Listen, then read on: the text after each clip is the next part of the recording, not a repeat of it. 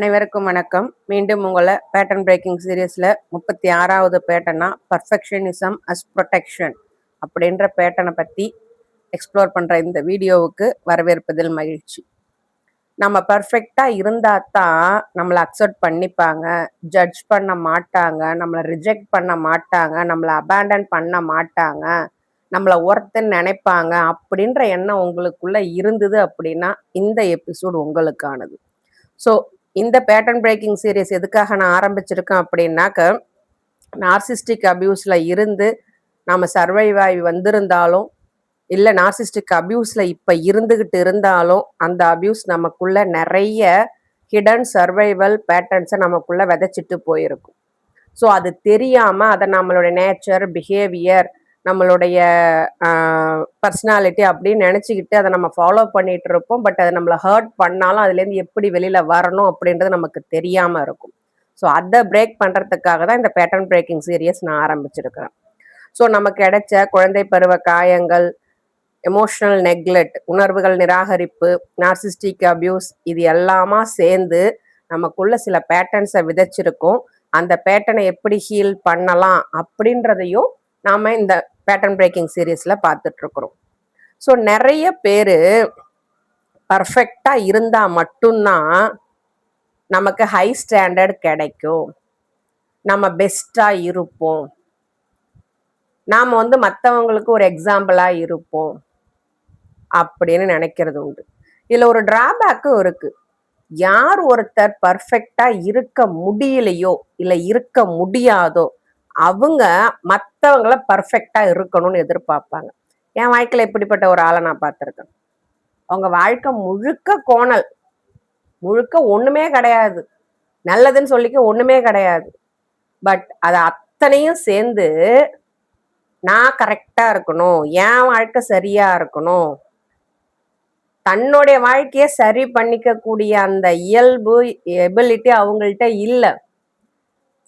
அதுக்கு பதிலாக அவங்க என்ன ஷேப் பண்ணணும்னு நினச்சிட்டாங்க, அவங்க ஆட்டி வைக்கிற பொம்மையா நான் இருக்கணும்னு நினச்சிட்டாங்க. நான் கூட நினைச்சேன் இதெல்லாம் நல்லதுக்கு தான் அப்படின்னு. பட் ஆனால் இது அத்தனையுமே கண்ட்ரோல், அவங்களுடைய குரூர புத்தி. அவங்களால முடியல, அதனால் மற்றவங்க மேலே திணிக்கிறது. அது குறிப்பாக நான் அங்கே மாட்டிக்கிட்டேன், என் மேலே திணிச்சு என்னை குழந்தை பருவத்திலேருந்து அப்படியே வளர்த்துட்டு வந்தாங்க. பட் இது தெரிஞ்சதுக்கு அப்புறமேலுக்கு நான் அதை உடச்சி நான் வெளியில வந்துட்டேன். பர்ஃபெக்ஷன் அப்படின்றது உண்மையில கிடையவே கிடையாது. இந்த உலகத்துல யாரு தாங்க பர்ஃபெக்ட் சொல்லுங்க பார்ப்போம்? யாருமே பர்ஃபெக்ட் கிடையாது. ஐ எம் பர்ஃபெக்ட்லி இம்பர்ஃபெக்ட், அந்த சென்டென்ஸ் தான் கரெக்ட். எல்லாருமே இம்பர்ஃபெக்ட் தாங்க. பட் அதை அக்செப்ட் பண்ணிக்கிறவங்க லைஃப்ல நல்லா இருக்காங்க. அக்செப்ட் பண்ண முடியாம நான் பர்ஃபெக்டா மாறணும்னு நினைக்கிறவங்க கஷ்டப்படுறாங்க. ஸோ அது எப்படின்றத இந்த எபிசோட்ல பார்ப்போம். ஸோ நம்ம ஒரு ட்ராமா சர்வைவராக இருந்திருந்தோம் அப்படின்னா பர்ஃபெக்ஷனிசம் அப்படின்ற இந்த பேட்டர்ன் நமக்குள்ள ரொம்ப டீப்பாக போயிருக்கும். இதுவும் ஒரு சர்வைவல் ஸ்ட்ராட்டஜி தான். ஆனால் நமக்குள்ள ஒரு நம்பிக்கையை எப்படி வச்சிருப்போம் அப்படின்னா, ஒருவேளை நம்மளால பர்ஃபெக்டா இருக்க முடிஞ்சா நம்மளை கிரிட்டிசைஸ் பண்றதுலேருந்து தப்பிக்கலாம், ரிஜெக்ஷன்லேருந்து தப்பிக்கலாம், அபேண்டன்மெண்ட்லேருந்து தப்பிக்கலாம், ஃபெயிலியர்லேருந்து தப்பிக்கலாம், ஷேம்லேருந்து தப்பிக்கலாம், கில்ட்லேருந்து தப்பிக்கலாம் அப்படின்றதுக்காக அவங்க பர்ஃபெக்டா இருக்க முயற்சி பண்ணுவாங்க. பட் அதுக்கு நிறைய நம்ம ஒரு விஷயம் பர்ஃபெக்டா இருக்கணும், ஃப்ளாலஸா இருக்கணும் அப்படின்றதுக்காக நம்ம மணிக்கணக்கா மட்டும் செலவு பண்ண மாட்டோம். நாட்கணக்கா, வாரக்கணக்கா, மாத கணக்கா, வருஷ கணக்கா கூட நம்ம செலவு பண்ணிருப்போம். பட் ஆனா நம்ம பர்ஃபெக்டா இருக்கிறோமா அப்படின்னா இருக்க முயற்சி தான் பண்றோமே ஒழிய பர்ஃபெக்டா இருக்கிறது கிடையாது. இதனால என்ன ஆகும்? நம்ம தப்பு பண்றதுக்கே பயப்படுவோம். தப்பு பண்ணோம் அப்படின்னாக்க நம்ம மேல ஒரு பிளாக் மார்க் வந்துருமோ, இது தப்பு அப்படின்றதுக்காக நம்மளை குத்தி காட்டிட்டே இருப்பாங்களோ அப்படின்ற பயம் நமக்குள்ள நிரந்தரமா தங்கிடும். நம்ம செய்யற வேலை சரியாத்தான் இருக்கும், நாம கொடுக்குற எஃபோர்ட் கரெக்டா தான் இருக்கும். பட் இந்த பர்ஃபெக்ஷனிசம் அப்படின்ற ஒரு பாயிண்டால நம்மளே சந்தேகப்பட ஆரம்பிப்போம்.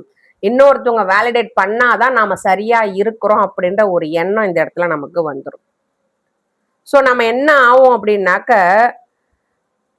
இந்த இடத்துல நீங்க வந்து ரொம்ப ஆம்பிஷியஸா இருக்கணும் அப்படின்றது எல்லாருக்குள்ளேயும் திணிக்கப்பட்டிருக்க ஒரு எண்ணம். பட் அதுக்கு இங்க அவசியமே கிடையாது. நீங்களா இருந்தா போதும். நீங்க உங்களுடைய டூ மச்ச குடுத்து தான் உங்கள ப்ரூவ் பண்ணணும்னு அவசியம் கிடையாது.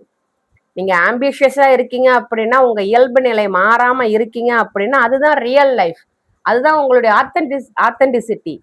பட் அந்த ஆம்பிஷியஸான ஒரு விஷயத்துக்கு நீங்க உங்கள மாத்திக்கிறீங்க, உங்கள வருத்திக்கிறீங்க, உங்கள மீறி நீங்க ஒரு இத செய்யறீங்க அப்படின்னாக்க, அது பெர்ஃபெக்ட்ல வரவே வராது.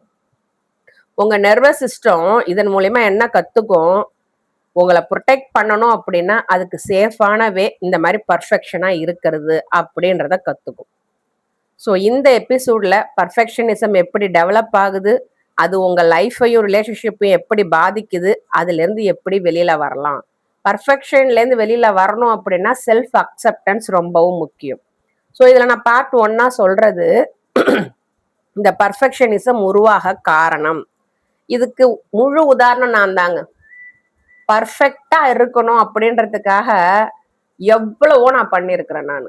எனக்கு பொருந்தாத ஒரு இடத்துல நான் ஃபிட் ஆவறதா என்னுடைய பர்ஃபெக்ட் அப்படின்னு நினைச்சு என்ன நிறையவே நான் இழந்திருக்கிறேன் நான். ஸோ இது வந்து என்னுடைய பர்சனலா என்னோட லைஃப் ஜேர்னில லைஃப் எக்ஸ்பீரியன்ஸ்ல ரொம்பவும் கடந்து வந்த ஒரு பாதையில இந்த பர்ஃபெக்ஷனிசம் அப்படின்ற பேட்டர்ன் வந்து நான் ரொம்பவும் கோத்ரூ பண்ணேன். இது வெளியில வரதுக்கு ரொம்பவும் கஷ்டப்பட்டேன் நான். பட் அதிகமா பாதிச்சிருந்தது இந்த பர்ஃபெக்ஷனிசம் அப்படின்ற இந்த பேட்டர்னால தான். ஸோ இதுக்கு முதல் காரணம், நமக்கு லவ் ஃபெல்ட் அன்கண்டிஷனல். நமக்கு கொடுக்கப்பட்ட அன்பு நிபந்தனையோட தான் கொடுக்கப்பட்டிருக்கும். நாமளா இருக்கிறதுக்கு நம்ம மேல அன்பு காட்டியிருக்க மாட்டாங்க. அதனால இந்த பர்ஃபெக்ஷனிசம் உருவாகுது. குழந்தையா இருக்கிறப்போ நாம நல்லா பெர்ஃபார்ம் பண்ணோம்னாக்க, கரெக்டா பிஹேவ் பண்ணோம் அப்படின்னாக்க, அவங்களுடைய ஹையர் அப்நார்மல் எக்ஸ்பெக்டேஷனை நாம மீட் பண்ணோம் அப்படின்னா தான் மட்டும்தான் நமக்கு அந்த பாராட்டை நாம ரிசீவ் பண்ணிருப்போம். ஸோ இந்த இடத்துல நாமளா இருக்கிறது இங்க பத்தாது அப்படின்ற ஒரு விஷயத்த நாம கத்துக்கிறோம். லவ் அன்பு அப்படின்றது நாம கொடுக்குற பர்ஃபார்மன்ஸ்ல, நாம அவங்களோட எக்ஸ்பெக்டேஷனை மீட் பண்றதுல, நாம வெல் பிஹேவ் பண்றதுல மட்டும்தான் கிடைக்கும் அப்படின்னு நாம கத்துக்கிறோம். ஸோ நாம யாரோ அதை அப்படியே நாம ஏத்துக்கிறதுக்கு பதிலா நாம இங்க நம்மளை ப்ரூவ் பண்ணாதான் நம்ம ஒர்த்து நாம நம்புவோம் அப்படின்ற ஒரு எண்ணத்தை நமக்குள்ள வளர்த்துக்கிறோம். ஸோ இந்த இடத்துல என்ன ஒரு கோர் பிலீஃப் உங்களுக்கு உருவாகுது? நான் பர்ஃபெக்டா இருந்தா மட்டும்தான் நான் அன்பு காட்டப்படுவேன் அப்படின்ற ஒரு எண்ணம் உங்களுக்குள்ள பதிஞ்சிருது. இது முதல் பாதிப்பு, முதல் காரணம். இந்த பர்ஃபெக்ஷனிசம் அப்படின்ற பேட்டர்னுக்கான முதல் காரணம். ரெண்டாவது காரணம், கான்ஸ்டன்ட் கிரிட்டிசிசம். ஸோ ஏதோ ஒரு பாயிண்ட்ல ஒரு தப்பு நடக்கதாங்க செய்யும், நடக்காமலாம் இருக்காது. அந்த இடத்துல குட் எனஃப் அப்படின்னு இருக்கிறதுக்கு ஒண்ணுமே இல்லாம இருக்கும், அதுவும் தப்பு கிடையாது. பட் ஆனா அந்த விஷயத்துக்கு நம்ம போட்ட எஃபோர்ட்டை செலிப்ரேட் பண்றதுக்கு பதிலா நம்மளை சுத்தி உள்ள மக்கள் நம்ம என்ன தப்பு பண்ணமோ அதுலதான் கான்சென்ட்ரேட் பண்ணுவாங்க. அது என்ன ஆகும் அப்படின்னாக்க, போக போக நாமளுமே நம்மளோட எஃபோர்ட்டை பார்க்கறத நிறுத்திட்டு அந்த ரிசல்ட் தப்பா வந்தது பார்த்தீங்களா, அதுல மட்டும் ஃபோக்கஸ் பண்ண கத்துக்கிறோம். நம்ம எஃபோர்ட்ஸுக்கு நாம முக்கியத்துவம் கொடுக்க மறந்துடுறோம். ஸோ இது என்ன ஆகுது, காலப்போக்கில் மிஸ்டேக்ஸ் அப்படின்றது ஸ்டாப் ஆகுது. அதனால அந்த இடத்துல ஒரு வாய்ப்பு, கத்துக்கிறதுக்கான வாய்ப்பும் இல்லாம போகுது. நான் சொல்றது புரியுதுங்களா? ஸோ நீங்க முயற்சிகள் எடுத்தாதான் வெற்றி அடைய முடியும். பட் அந்த முயற்சிகளை எடுக்கதான் அதுல தவறுகள் வருதா, சரியா போகுதான்னு உங்களுக்கு தெரிய வரும். நீங்க தவறே நடக்கக்கூடாதுன்னு நினைச்சு எந்த ஒரு முயற்சியும் எடுத்துக்கிட்டு போய் வெற்றி அடைஞ்சிட்டீங்க அப்படின்னா அதுலதான் நிப்பீங்க, நீங்க அடுத்து மேல போக மாட்டீங்க. புரியுதுங்களா? ஸோ இது என்ன, அது ரொம்ப டேஞ்சரஸான விஷயமா நமக்கு தோண ஆரம்பிச்சிடும். தப்பு பண்றது அப்படின்றது நம்ம ஃபெயிலியர் ஆயிடுவோம். ஸோ நம்ம ரிசல்ட்டை பார்த்தாங்கன்னா மற்றவங்கலாம் கிரிட்டிசைஸ் பண்ணுவாங்க அப்படின்னு நினச்சிக்கிட்டு இந்த இடத்துல நமக்குள்ள என்ன ஒரு பிலீஃபை வளர்த்துக்கிறோம், மிஸ்டேக்ஸ் அப்படின்றத நம்மள அன்வர்த்தியா ஃபீல் பண்ண வைக்கும் அப்படின்ற ஒரு எண்ணம் நமக்குள்ள வந்துருது. 3வது point, fear of rejection or punishment. வீடுகள்ல நார்சிஸ்டிக் அபியூஸால பாதிக்கப்பட்ட வீடுகள்ல எமோஷனல் ஸ்டெபிலிட்டி அப்படின்றது இருக்கவே இருக்காது. ஸோ அவங்களுடைய எமோஷனல் இன்ஸ்டெபிலிட்டிக்காக அவங்க எதிராப்ல யார ஸ்கேப்கோட்டா வச்சிருக்காங்களோ அவங்களுக்கு பனிஷ்மெண்ட், தேவையில்லாத பனிஷ்மெண்ட் கொடுப்பாங்க. ஸோ அந்த இடத்துல மிஸ்டேக்குன்னு ஏதாவது ஒன்று நடந்து போச்சு அப்படின்னாக்க அது ஹியூமிலியேஷன், அவமானப்படுத்துறதுக்கு வழிவகுக்கும், கோபத்துக்கு வழிவகுக்கும், எமோஷனலா வித்ரா பண்றதுக்கு வழிவகுக்கும். இதெல்லாம் அவங்க நமக்கு பனிஷ்மெண்டா கொடுக்க ஆரம்பிச்சிடுவாங்க. ஸோ அந்த இடத்துல நம்மளோட பிரெயின் என்ன கத்துக்குது, பர்ஃபெக்டா இருந்தோம் அப்படின்னா நம்ம காயப்படுறதுக்கான வாய்ப்பு கம்மி, ரிஜெக்ட் பண்ணப்படுறதுக்கான வாய்ப்பு கம்மி, பனிஷ்மெண்ட் வாங்குறதுக்கான வாய்ப்பு கம்மி அப்படின்னு ஒன்று கத்துக்குது. ஸோ பர்ஃபெக்ஷன் அப்படின்றது இங்க ஒரு ஆர்மர், ஒரு ஷீல்டா இங்க மாறுது. ஸோ அவங்க வந்து எப்ப வேணாலும் எப்படி வேணாலும் மாறுவாங்க. அதனால நாம என்ன பண்ணணும், அவங்க எதிர்பார்ப்பு தகுந்த மாதிரி பர்ஃபெக்டா இருக்கணும். பட் அப்படி நீங்க பர்ஃபெக்டா இருந்தாலும் அவங்க உங்களை மெச்சுப்பாங்களா, அவங்க உங்களை ஏத்துப்பாங்களா, அவங்க உங்களை கண் திறந்து பார்ப்பாங்களா? சத்தியமா பார்க்க மாட்டாங்க, கண்டிப்பா பார்க்க மாட்டாங்க.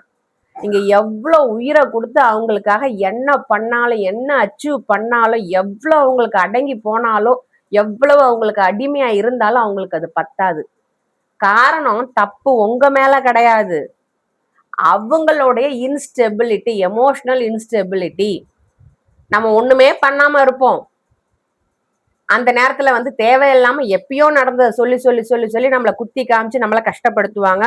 அப்போ அதுக்கு நடந்ததுக்கு இப்ப நம்மளை திட்டுவாங்க. வீட்டுல பெரிய தப்பு நடந்திருக்கும், பட் அவங்க கொஞ்சம் ஃப்ரீயா மைண்ட் ரிலாக்ஸா இருந்தாங்க அப்படின்னாக்க அது ஒரு பொருட்டாவே எடுத்துக்க மாட்டாங்க. ஸோ இப்படிப்பட்ட சூழ்நிலையில வளர்ற நாம என்ன கத்துக்கிறோம் நாம, ஸோ அவங்களுக்கு தகுந்த மாதிரி நம்ம ஃபிட் ஆகணும், பர்ஃபெக்ட் ஆகணும்ன்றத கத்துக்கிறோமா இல்லையா? ஸோ இந்த இடத்துல கோர் பிலீஃப், ஒருவேளை நான் தவறுகளே செய்யாம இருந்தேன் அப்படின்னா இந்த வீட்டுல நான் சேஃபா இருப்பேன் அப்படின்ற நினைப்பு மனசுக்குள்ள வந்துருது. அதுக்கு இது இன்னொரு காரணம். 4வது காரணம், comparing your self to others. ஐயோ, என் லைஃப்ல நான் பர்ஃபெக்ஷனிசம் சொன்னேன் பார்த்தீங்களா, அதை விட அதிகமா பாதிக்கப்பட்டது இந்த கம்பாரிசன் ட்ராப்ல தான். நான் கொஞ்சம் நஞ்சம் கம்பேர் பண்ணப்படலைங்க, நிறைய கம்பேர் பண்ணப்பட்டேன். பட் இன்னுமே எனக்கு ஒரு புரியாத கேள்வி ஒன்று இருக்குது. அவங்க எப்படி வாழணும்னு என்னை சொல்லி வளர்த்தாங்களோ அப்படி நான் இருக்க மாட்டேன், தப்பு பண்ணிடுவேன் அப்படின்னு அடிச்சு அடிச்சு வளர்த்தாங்களோ அவங்க சொன்ன மாதிரிதான் நான் இருந்தேன், நான் கல்யாணம் பண்ணிட்டு வந்தேன். பட் ஆனா என்னை எப்படிலாம் இருக்கக்கூடாது, நான் பண்ணிடுவனோ அப்படின்ற பயத்தை எனக்குள்ள விதைச்சு வளர்த்தாங்களோ அதே தப்பு இன்னொரு இடத்துல நடந்தது. அவங்க என்ன பண்ணிருக்கணும், தண்டனை கொடுத்துருக்கணும், இல்ல தப்பு பண்ணவங்கள தூக்கி போட்டிருக்கணும். இல்லையே, அவங்களதான் தலையில தூக்கி வச்சு கொண்டாடினாங்க. அப்ப இந்த இடத்துல எனக்கு ஒரே ஒரு கேள்வி எழுது, என்ன வளர்த்தது தப்பா இல்ல அவங்க பண்ணது சரியா? இன்னும் இந்த கேள்விக்கு எனக்கு பதில் கிடைக்கலைங்க. இந்த கம்பாரிசன் இன்னமும் அவங்கதான் அவங்களுக்கு வசதி அப்படின்ற மாதிரி நான் நினைச்சுக்கிட்டேன். நான் இதுல எனக்கு இன்னொரு விஷயமும் இப்ப ரீசெண்டா புரிய வந்தது, நான் எந்த தப்பும் பண்ணல, நான் சரியாதான் வளர்ந்து வந்தேன், தப்புலாம் அவங்க மேலதானே எனக்கு தெரியும். நான் சரியா இருந்த காரணத்தினாலதான் என்ன அவங்க ஒதுக்குனாங்க. அவங்க தப்பு, அதே தப்ப இன்னொரு இடத்துல நடந்தது, இன்னொரு குழந்தை இன்னொரு பிள்ளைகிட்ட நடந்தது அப்படின்றதா தான் அவங்கள ஏத்துக்கிட்டாங்க. நல்லா புரியுது. ஏன்னா என்ன, நான் சரி அப்படின்றத அவங்களால ஏத்துக்க முடியல. பட் ஆனா எங்க தப்பு நடக்குதோ அவங்களும் தப்பு பண்ணிருக்காங்க, தப்பு நடந்த இடத்துலயும் சேர்த்து எடுத்துக்கிட்டாங்க. சோ அப்ப இந்த இடத்துல முட்டாளாகி போய் நின்னது நான் தான். அவங்க சொன்னது எல்லாத்தையும் சரி சரின்னு கேட்டு நின்னது நான் தான். ரைட், ஓகே, அது எல்லாத்தையும் விட்டாச்சு, இருந்தாலும் தாண்டி போ. நீங்க உங்க சிப்ளிங்ஸ் கூட, எனக்கும் இதே மாதிரி என்னோட சிப்ளிங்ஸ் கூட தான் அந்த கம்பாரிசன் நடந்துகிட்டே இருந்துச்சு. இல்ல கிளாஸ்மேட்டு கூட, இல்ல மற்ற குழந்தைகள் கூட உங்களை கம்பேர் பண்ணிட்டே இருந்திருப்பாங்க குழந்தை பருவத்துல. ஸோ நீங்க யூனிக், உங்க ஸ்ட்ரென்த் யூனிக் அப்படின்றத அவங்க ஏத்துக்கவே மாட்டாங்க, கண்டிப்பா ஏத்துக்கவே மாட்டாங்கங்க. ஸோ நான் ஸ்கூல் படிக்கிற நேரத்துல ஒரு வளையல் வாங்குறேன், இல்லை கழுத்துல போடுறது ஒரு செயின் ஒன்று வாங்குறேன், இல்லை பேண்ட் ஒன்று வாங்குறேன் அப்படின்னா என்னை கேட்குற முதல் கேள்வி, உன் கிளாஸ் பசங்க இதை போட்டிருக்காங்களா? அவங்க இந்த மாதிரி யூஸ் பண்ணாங்கன்னா நீ யூஸ் பண்ணு. நீ எங்கேயும் தனிச்சு தெரியக்கூடாது. அது ஏன்னா தனிச்சு தெரியக்கூடாது? நான் யூனிக் தானே, என்ன மாதிரி யாரும் இருக்க மாட்டாங்கல்ல, நான் மட்டும் ஏன் தனிச்சு தெரியக்கூடாது? இது எது வரைக்கும், நான் வேலைக்கு போன வரைக்கும். அப்போ ஒரு கொலுசு ஆசைப்பட்டு நான் எடுத்தேன். அப்ப எனக்கு வந்த கேள்வி, இதே மாதிரி உன் கூட வேலை செய்யறவங்க எல்லாம் போட்டிருக்காங்களா அப்படின்னு. நான் இல்லைன்னு சொல்றதுக்கு அப்ப நீ மட்டும் ஏன் மாத்தி போடுற? நான் ஏன் மாத்தி போடக்கூடாது? எனக்கு என்ன பிடிக்குதோ அதுதான் நான் போட முடியும். மத்தவங்க என்ன பிடிக்குதோ அதை அவங்க தானே பண்ணிக்கணும். நான் ஏன் பண்ணணும் அதை? ஸோ அப்போதான் என்னோட யூனிக்னஸை நான் அக்செப்ட் பண்ண ஆரம்பிச்சேன். எப்போ கல்யாணம் ஆகி குழந்தை பிறந்து வேலைக்கு போய் வாழ்ந்ததுக்கு அப்புறமேலுக்கு தான் நான் என்ன அக்செப்ட் பண்ண ஆரம்பிச்சேன். நான் யூனிக், என்னை மற்றவங்களோட கம்பேர் பண்ண முடியாது அப்படின்னு. அதே மாதிரி இன்னொரு குழந்தைங்க, நான் நல்லா படிப்பேங்க, ஸ்கூல் ஃபர்ஸ்ட் வருவேன், என் டேலண்ட் வேற யாருக்கும் கிடையாது.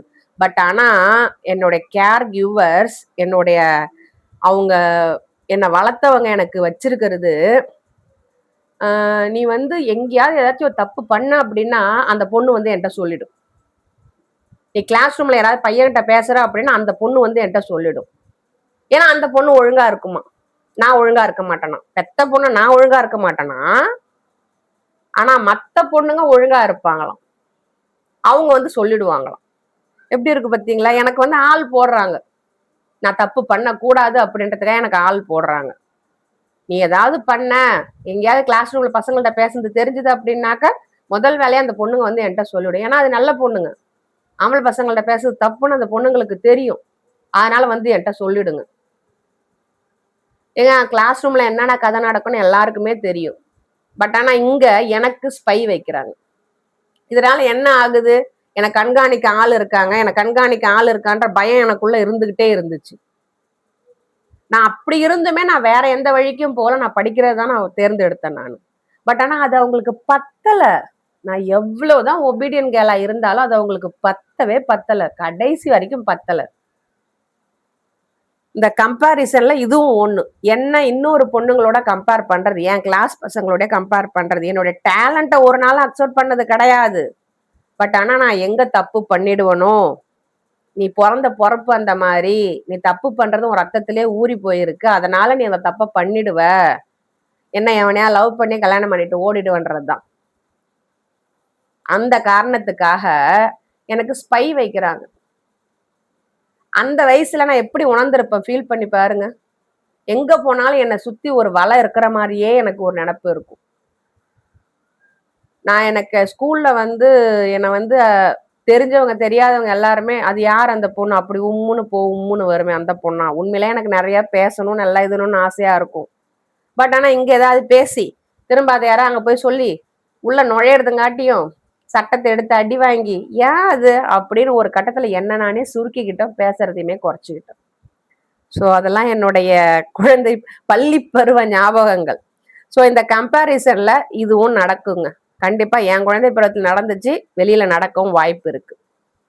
ஸோ என்னோட யூனிக் ஸ்ட்ரென்த் என்ன அப்படின்றத அவங்க அக்செப்ட் பண்ணிக்க மாட்டாங்க.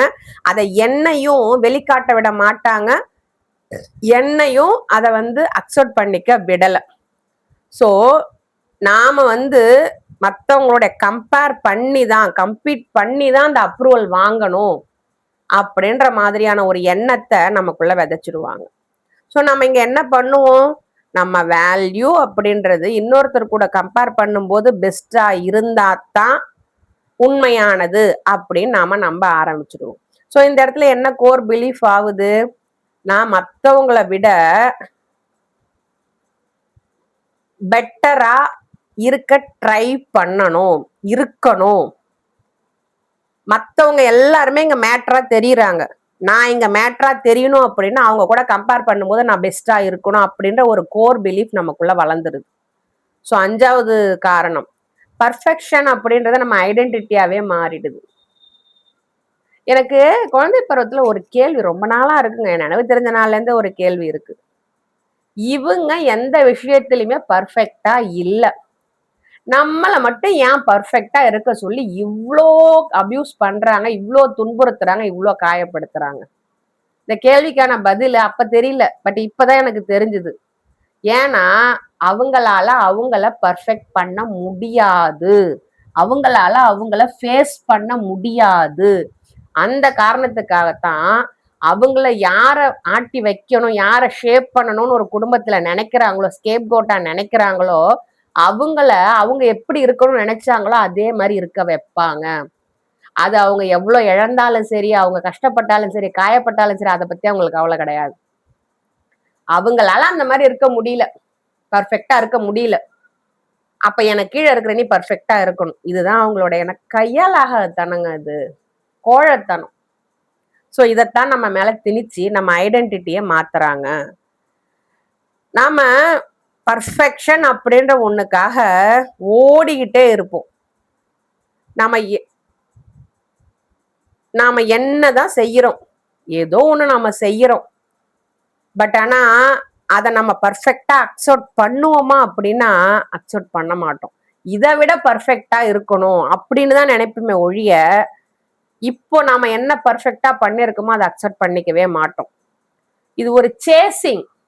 ஒரு ஸ்டெப் போயிட்டியா, அடுத்த ஸ்டெப் பர்ஃபெக்டா ஓடு. ஸோ இது இங்க வந்துட்டியா, இன்னும் கொஞ்சம் பர்ஃபெக்டா செய். இப்படித்தான் போவோமே ஒழிய உங்க இயல்புல நீங்க இருக்கவே மாட்டீங்க.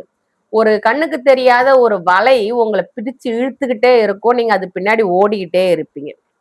இது என்ன ஆகுது, உங்களை நீங்க இதுக்கு முன்னாடி பர்ஃபெக்டா இல்ல, இதுக்கப்புறம் பர்ஃபெக்டா இருக்க ட்ரை பண்ணணும் அப்படின்ற ஒரு ஆணித்தரமான ஒரு எண்ணத்தை உங்க ஐடென்டிட்டியா உங்களுக்குள்ள கொடுத்துரும். சோ எல்லாமே கரெக்டா இருக்கணும் அப்படின்றதுக்காக நீங்க என்ன பண்ணுவீங்க, பர்ஃபெக்ட் அப்படின்றத ஒன்ன உங்களோட கேடயமா பயன்படுத்திக்க ஆரம்பிப்பீங்க. ஃபெயிலியர்னு ஒண்ணு வந்துருச்சு அப்படின்னா நீங்க ரொம்ப துவண்டு போயிடுவீங்க. சரிங்க, இதுல நான் 2வது பார்ட்டா சொல்றேன், இந்த பர்ஃபெக்ஷனிசம் எப்படி உங்க லைஃபை அஃபெக்ட் பண்ணுது, என்னென்ன பாதிப்புகள் வரும். முதல் பாதிப்பு, நீங்க தப்பு பண்றதுக்கே பயப்படுவீங்க. ஸோ தப்பு பண்றது அப்படின்னாக்க பெரிய பெரிய பெரிய தப்புல பெரிய தப்பு சின்ன தப்புன்னு எதுவுமே கிடையாது. மற்றவங்களை காயப்படுத்தி மற்றவங்களை அழுக வைக்கிறது, மற்றவங்களை இது பண்றது கண்டிப்பா தப்பு தான். இன்னொருத்தவங்களை துரோகம் பண்றது, இன்னொருத்தவங்களை கஷ்டப்படுத்து, அது தப்பு தான். பட் ஆனா ஒரு விஷயத்த செய்யும் போது, ஒரு விஷயத்த கத்துக்கும் போது, ஒரு விஷயத்த நாம நிரூபிக்க முயற்சி பண்ணும்போது தவறுகள் வரும். அந்த தவறுகள் செய்யறதுக்கு நாம பயப்படுவோம். சின்ன சின்ன மிஸ்டேக் கூட நம்மள அதிகப்படியா ஓவர்ஹிமாக வைக்கும். ஐயோ நான் தப்பு பண்ணிட்டேனே அப்படின்னு நினைக்க வைக்கும். பட் ஆனா நீங்க இங்க என்ன பண்ணணும், நீங்க என்ன நினைச்சிருவீங்க, நான் இங்க ஃபெயிலியர் அப்படின்ற ஒரு எண்ணத்தை நீங்க உங்களுக்குள்ள பதிய வச்சுப்பீங்க. அதனால தப்பு பண்றது, உங்க மிஸ்டேக்கை உங்க ஐடென்டிட்டி கூட நீங்க கனெக்ட் பண்ண ஆரம்பிச்சிருவீங்க. அந்த பயம் நிரந்தரமா உங்களுக்குள்ள தங்கிடும். 2வது, கிரானிக் ஓவர் திங்கிங். நான் பேசுனது தப்போ, நான் ரிப்ளை பண்ணது தப்போ, நான் கால் பண்ணது தப்போ, நான் இதை சொன்னது தப்போ, நான் இப்படி வாதாடினது தப்போ அப்படின்னு உங்களை நீங்களே ஓவர் திங்க் பண்ண ஆரம்பிச்சிருவீங்க. கான்வர்சேஷனை ரிப்ளை பண்ணிட்டே இருப்பீங்க, நீங்க அனுப்பின மெசேஜை திரும்ப திரும்ப படிச்சுட்டே இருப்பீங்க. நீங்க எதுவுமே ஃப்ளாலஸா எல்லாமே இருக்கணும் அப்படின்றதுக்காக நிறைய டைம் ஸ்பெண்ட் பண்ணுவீங்க. ஸோ இதெல்லாம் முடிச்சதுக்கு அப்புறமேலுக்கு பர்ஃபெக்டா ஃபீல் பண்ணுவீங்களா அப்படின்னாக்க அந்த பர்ஃபெக்ட்ன்ற ஃபீலை நீங்க ஒரு நாள் கூட ஃபீல் பண்ணவே மாட்டீங்க. ஸோ இது 2வது பாதிப்பு. 3வது பாதிப்பு ப்ரொக்ராஸ்டினேஷன். பர்ஃபெக்டா பண்ண வரலையா, தூக்கி போடும். இதுதான் உங்க இதாயிடும். ஸோ நீங்க பர்ஃபெக்ஷனிசத்தை தேடி ஓடும் போது உங்களுடைய வளர்ச்சி தடைப்படும். நீங்க ஸ்டார்ட் பண்ணவே டிலே பண்ணுவீங்க.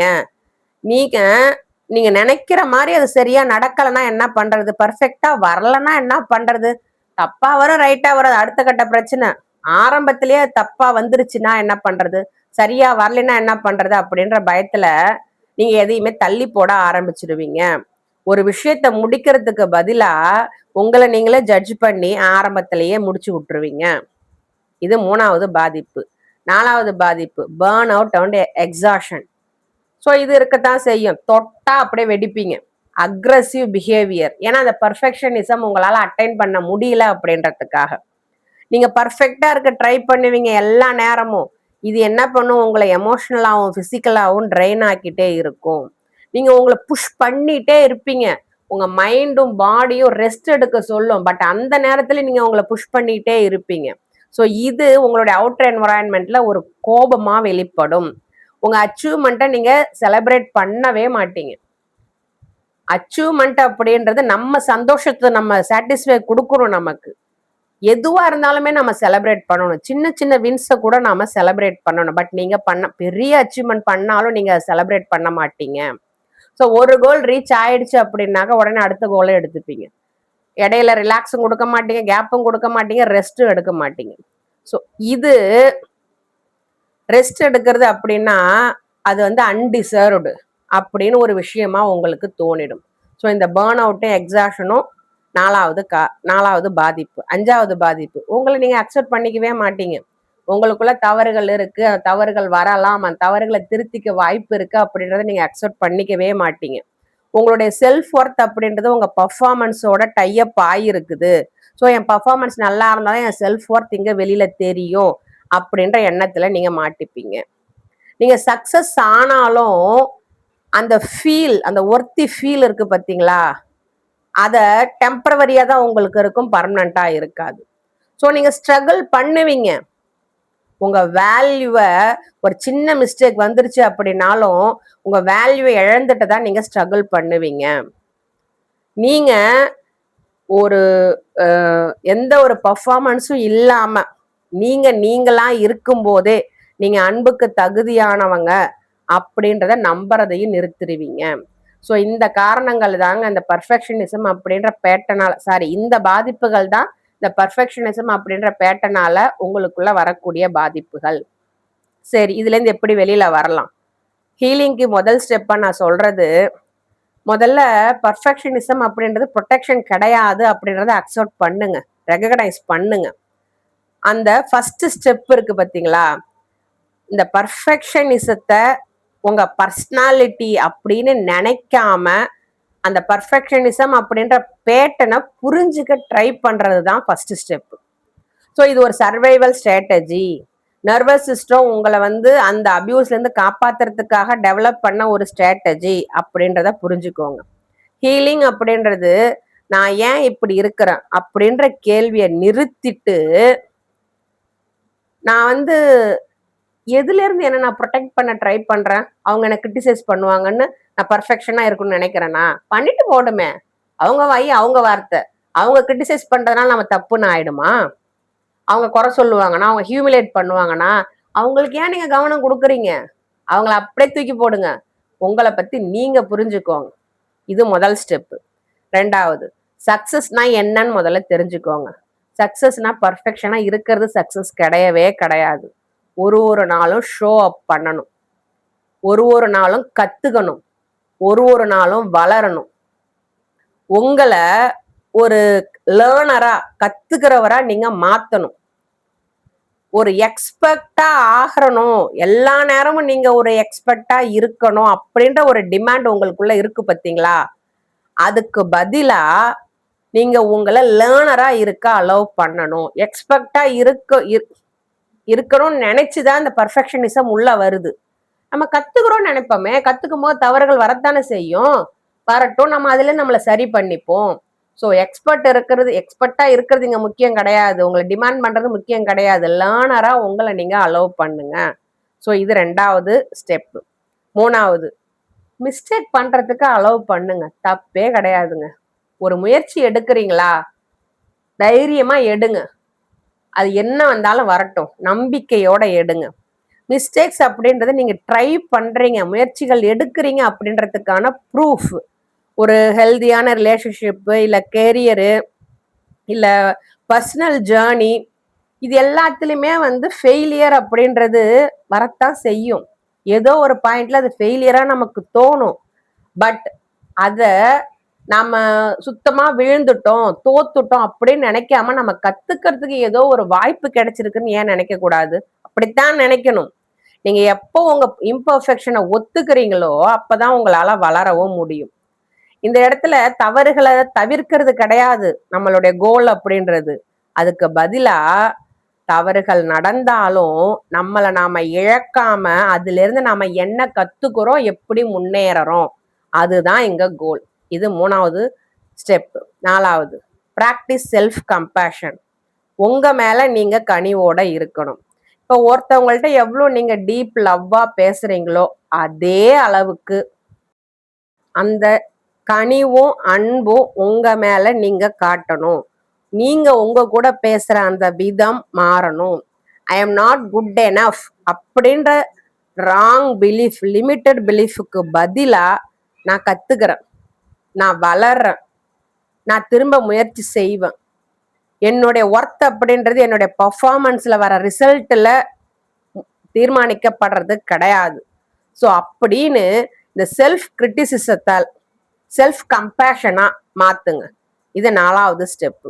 5, நீங்க உங்க பர்ஃபெக்ஷனால வரக்கூடிய ரிசல்ட்டை செலிப்ரேட் பண்றதுக்கு பதிலா அந்த ப்ராசஸ் போகுது இல்லையா, அதை என்ஜாய் பண்ண கத்துக்கோங்க.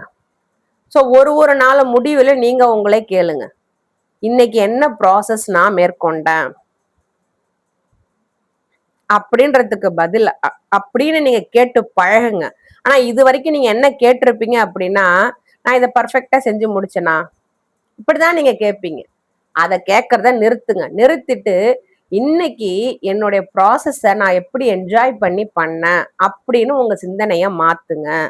ஸோ ஹீலிங் அப்படின்றது நீங்க உங்க ப்ராக்ரஸுக்கு எவ்வளோ இம்பார்ட்டன்ஸ் கொடுக்குறீங்களோ, உங்களோட ரிசல்ட்டுக்கு பதிலா உங்க ப்ராக்ரஸ்க்கு நீங்க கொடுக்குற இம்பார்ட்டன்ஸ் தான் இங்க ஹீலிங்கோட ப்ரூஃப்.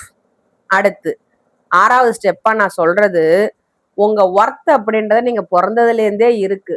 நீங்க பர்ஃபார்ம் பண்றதுனால, ரிசல்ட் கொடுக்கறதுனால, வெல் பிஹேவ் பண்றதுனால கிடையவே கிடையாது. நீங்க பிறந்து ஒண்ணுமே இல்லாம பிறந்தீங்க பார்த்தீங்களா, அதுல இருந்து இப்ப வரைக்கும் உங்க ஒர்த் எங்கேயுமே போகல. உங்க ஒர்த் தான். ஸோ உங்க வேல்யூ அப்படின்றது நீங்க எவ்வளவு சக்சஸ் ஆகுறீங்களோ அதை பொறுத்து இன்க்ரீஸ் ஆகாது. அது நீங்க உங்க சாரி அது உங்க ஃபெயிலியரால குறையவும் குறையாது. புரியுதுங்களா? நீங்க பர்ஃபார்ம் பண்றதுனால உங்க வேல்யூ ஏறவும் போறதில்ல, நீங்க ஃபெயில் ஆயிட்டீங்க அப்படின்றதுக்காக உங்க வேல்யூ குறையவும் போறது கிடையாது. ஸோ நீங்க எப்பவுமே ஒர்த்தி தான், அச்சீவ்மெண்ட்டுக்கு முன்னாலேயும் சரி பின்னாலேயும் சரி. ஸோ நீங்க உங்க ஸ்ட்ரகிள்ஸ் அப்பவும் ஒர்த்தியானவங்க தான். அதே மாதிரி உங்க வாழ்க்கையில என்ன நடந்தாலும் உங்க ஒர்த்துல எந்த பாதிப்பும் கிடையாது அப்படின்றத நீங்க தெளிவா நம்பணும். இது 6வது பாயிண்ட். இந்த எபிசோட க்ளோஸ் பண்றதுக்கு முன்னாடி உங்களுக்கு நான் கொடுத்துட்டு போற மெசேஜ் இதுதான். பர்ஃபெக்ஷனிசம் அப்படின்றது உங்க பாஸ்ட்ல வேணா உங்களை காப்பாத்திருக்கலாம், ஆனா அது உங்க ஃபியூச்சரை கண்ட்ரோல் பண்ண விடாதீங்க. நீங்க உங்க ஒர்த்தை ப்ரூவ் பண்ணணும், ஏர்ன் பண்ணணும்னு அவசியமே கிடையாது. ஸோ நீங்க எனஃப் அப்படின்றத ப்ரூவ் பண்ணி தான் காட்டணுன்ற தேவையும் கிடையாது. நீங்க லவ்வுக்கோ ரெஸ்பெக்டுக்கோ ஒரு ரிலேஷன்ஷிப்புக்கோ பர்ஃபெக்டா இருந்தாதான் டிசர்வ்டு அப்படின்றதும் கிடையாது. ஹீலிங் அப்படின்றது ஃப்ளாலஸா இருக்கிறது கிடையாது, ஃப்ரீயா இருக்கிறது தான். தவறுகள் செய்ய உங்களுக்கு சுதந்திரம் இருக்கு, கத்துக்க சுதந்திரம் இருக்கு, ஓய்வெடுக்க சுதந்திரம் இருக்கு, நீங்களா இருக்கிறதுக்கு சுதந்திரம் இருக்கு. ஸோ இந்த எபிசோடு பர்ஃபெக்ஷனிசம் அப்படின்றது ப்ரொடெக்ஷன் இல்லை, உங்க ஒர்த் அதனால எந்த வகையிலையும் பாதிக்காது அப்படின்ற நம்பிக்கையை என் குரல் உங்களுக்கு கொடுத்திருந்தது அப்படின்னா அதுதான் என் குரலுக்கான வெற்றி. உங்களை மீண்டும் இன்னொரு பேட்டர்ன்ல இன்னொரு தலைப்பின் கீழ் சந்திக்கிறேன்.